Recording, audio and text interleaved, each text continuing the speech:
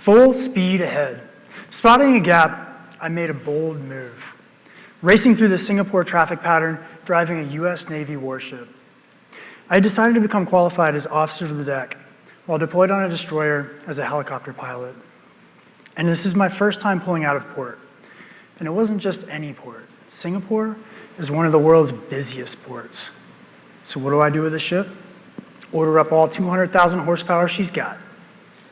I felt confident in my decision, but I glanced to the captain, Andy, for confirmation. With a subtle nod, off we went. Now, the officers who normally drove the ship disapproved of my decision. They thought I was a cowboy, taking too much risk. But the captain's trust gave me the confidence I needed.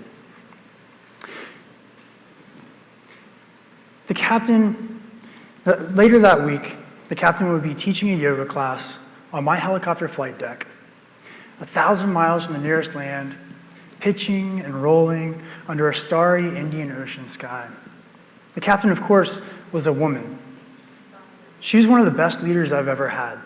She's both bold and measured, firm and understanding, able to be aggressive and decisive in 1 minute, and fun and supportive in the next. She was just one more step on my journey to become less sexist. A few years later, I was training to become a mountaineering instructor for the National Outdoor Leadership School. We were deep in Alaska on a 10-mile-wide Nebezna Glacier. Our expedition leader, another woman, had already dealt with over-the-head crevasse falls, deadly avalanche conditions, and hunkering in our tents for over a week due to bitter storms. Then one morning, she brought us together to let us know that we were almost out of fuel. Now, this was a big deal. You see, on a glacier, we need fuel to melt ice to make our water, not to mention cook our meals and stay warm. Somehow, in a 10-minute meeting, Megan was able to not only admit her mistake in miscalculating the fuel, but also bring us together to find a solution. Yet another example of a woman leading me under great pressure with grace, resolve, and competence. Compare Megan to my first boss in the Navy, a man who gave me what was good advice. He said, "Don't fuck it up." I spent the next 10 years of my career so afraid of making a mistake that I could barely learn. I never thought that a leader could make mistakes, and I certainly didn't think that a leader making a mistake with grace would cause me to respect her more.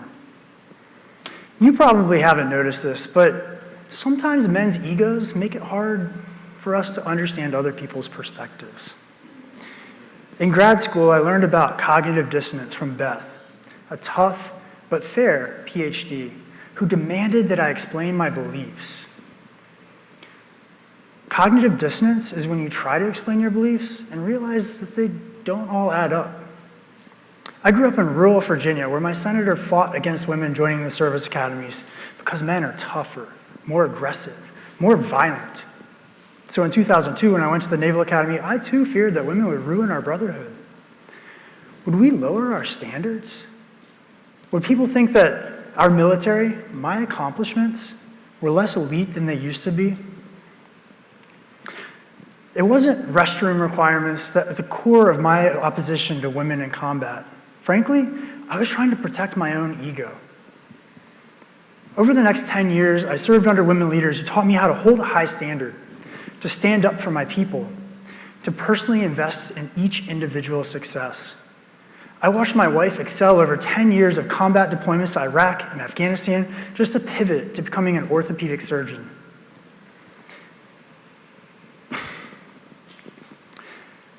I have no excuse for being sexist after watching this for 10 years.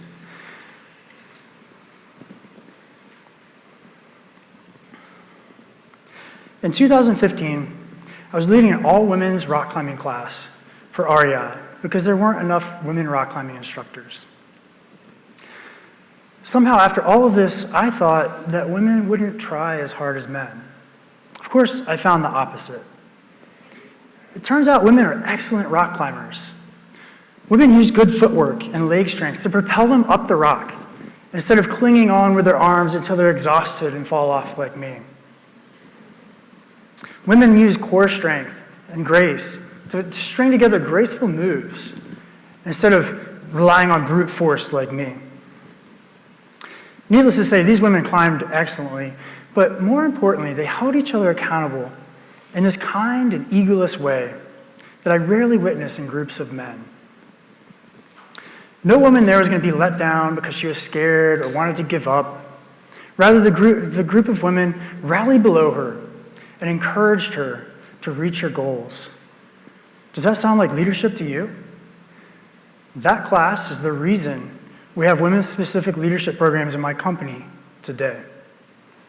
Still, I struggle with this, and I think many well-intentioned men struggle with me. I wrestled in high school, and one of the most terrifying prospects in wrestling was getting matched against a girl. If I won, I was beating up on a girl, and if I lost, well, that did not lead to popularity in high school. That was my reality when I was 17. And after decades of leading sailors in the Navy, of guiding and leading expeditions outdoors, of building my business, at no point has anyone formally taught me how to get over my sexist fears. I see a woman who's competent, who has strong leadership, who can command a 9,000-ton warship and lead a yoga class the next day. And my lizard brain starts screaming, "You're going to get pinned by a girl!" Imagine with me when my wife asked if I would be okay being a Navy spouse while she became a doctor. Stay home, take care of the kids, live on the money she earns. It's logical. I love taking care of my daughter. And I'm financially free to chase my dream of building a radical business outdoors. But emotionally, it's a struggle. I have to constantly reassure myself that I'm good enough in the face of a society that tells me I'm not. I've been blessed with woman after woman showing me how incredible women leaders are. From commanding officers to expedition leaders to aircraft commanders to my wife, I have no excuse to still be sexist. But I still struggle daily to notice sexism and to stop it. I'm sad to admit, most men are not going to notice sexism or do anything about it without some firm nudges from women. I know it's not an easy ask, and I know women wish this would just go away. Wish that they could keep kicking ass and get paid the same as men. I know this because I see women ignore sexist issues, shoving down the anger and focusing on doing excellent work, hoping that the people around them will notice and just grow up. But this is death by 1,000 paper cuts. Most sexism is so nuanced that it slips right by us, changing the way we show up in the world without our awareness. For example, recently one of my climbing partners asked me if I would please stop using the C word around her. A little shocked, I asked for clarification, and she said, "crazy." If she hadn't taken the time to make that request, I would still be inadvertently devaluing women's thoughts by labeling them as emotional or crazy. To be fair, I think many women struggle with seeing sexism as well. I often sit at tables of all women and am expected to speak first as the man. And women typically call my daughter a boy because it would be mortifying to call a boy a girl. This isn't a fun conversation, and I know I don't make it easy. I used to think that my wife was irrationally angry at me, but it turns out that after she said something 5 times before I reacted, she would get annoyed. Many men are not good listeners, but this is a message that we need to hear. Women bring unique strengths to the table, so start paying attention. So what's the solution?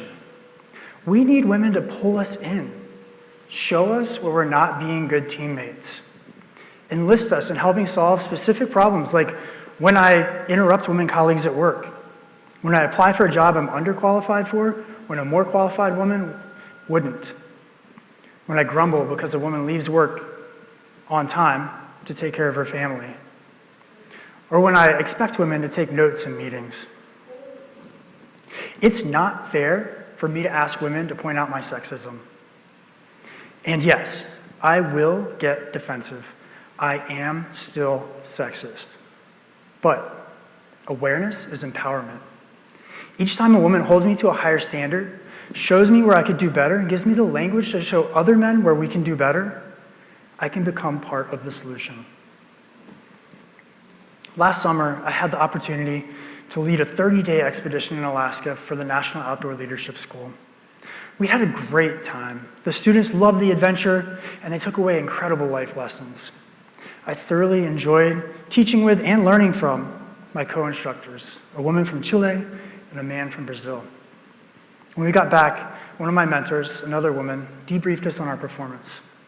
She said, overall, really great job. But there's a strain of comments in the feedback about bias against women. I felt like I'd been punched in the gut, betrayed, sick to my stomach. Here, an enlightened man, a man who uses his business to empower women leaders through outdoor adventures. Me, called sexist? Impossible. There must be a mistake. What did these 16-year-old girls know anyway?